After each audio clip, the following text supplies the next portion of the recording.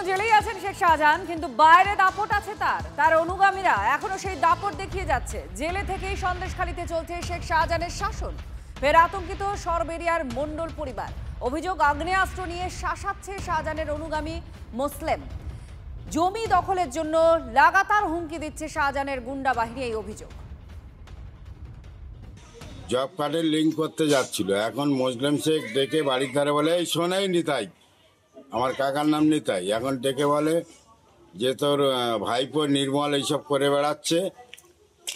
করে বেড়াচ্ছে বাজারে ঘাটে। আর তোদের মার্কেট যদি হয় তাহলে তোরা গিয়ে ওখানে কালেকশন কর, দেখ কিরম ক্ষমতা দেখি।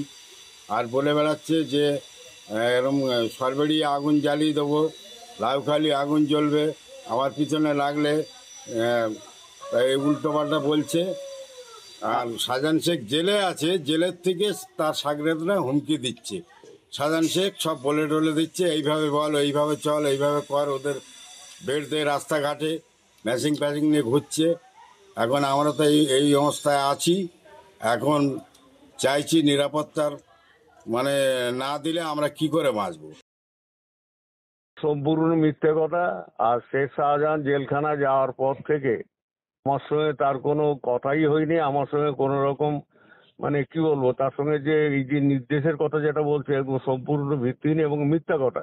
ও যে বলছে 28 তারিখে মিটিংয়ে আমরা নাকি ওকে আমাদের ছেলেরা নাকি তেড়ে নিয়ে দোকানের ভেতরে ঢুকিয়ে দিয়েছে, কোনো রকম ওকে জীবনে বেঁচে গেছে, মারধর করতে গিয়েছিল। তো ওখানে সিসিটিভিতে মরা আছে। একটা যদি সিসিটিভিতে ওর যদি তুই বলে কেউ,